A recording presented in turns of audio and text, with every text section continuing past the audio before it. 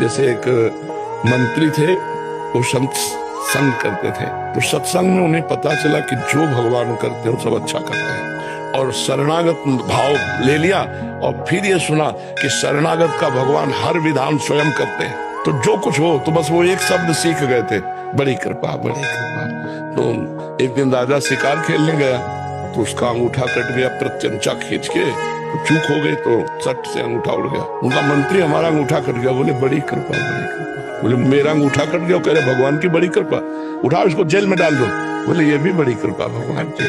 बोले मंत्री पागल हो गया है, कहा मंत्री पद से जेल में, कह रहा भगवान की कृपा। अंगूठा कट गया, कह रहा भगवान की कृपा। प्रतिकूलता में भगवान की कृपा।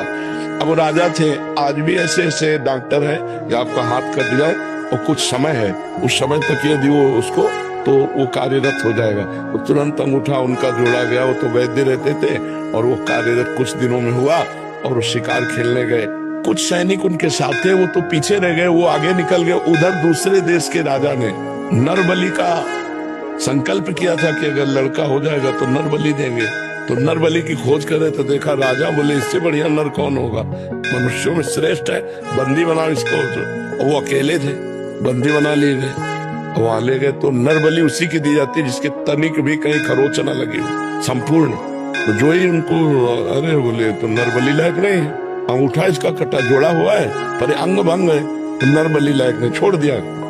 भगवान की कृपा, जब अंगूठा कटा था तो मंत्री ने कहा था भगवान की बड़ी कृपा। अगर भगवान की कृपा से अंगूठा न कटा होता तो आज गर्दन कट जाती। ये मंत्री ने तो ये सही कहा था कि भगवान, लेकिन वो जेल में सड़ रहा है, ये कौन सी भगवान की कृपा। वापस गए, मंत्री को बुलाया और कहा कि हमारा अंगूठा कटा था ना, तुमने कहा था बड़ी भगवान की कृपा। तो वास्तविक मंत्री भगवान की बड़ी कृपा, लेकिन तुम जेल में सड़ रहे तो क्या। तो बोले आप बताइए तो कि आपके ऊपर कैसे कृपा का अनुभव हुआ। तो बताया पूरा कि अगर अंगूठा न कटा होता तो आग बलि दे दी जाती हमारी। तो बोले महाराज हमारे ऊपर विशेष कृपा, क्योंकि मैं आपका मंत्री हूँ, सैनिकों के घोड़े पीछे रह सकते थे लेकिन मैं साथी होता और साथी पकड़ा जाता। आप तो अंगूठा कटने से बच गए, मेरी तो उड़ा दी जाती ना। तो मुझे भगवान ने जेल में। तो भगवान का हर विधान मंगलमय होता है, चूंकि पर्दे में रहता है इसलिए हम जान नहीं पाते।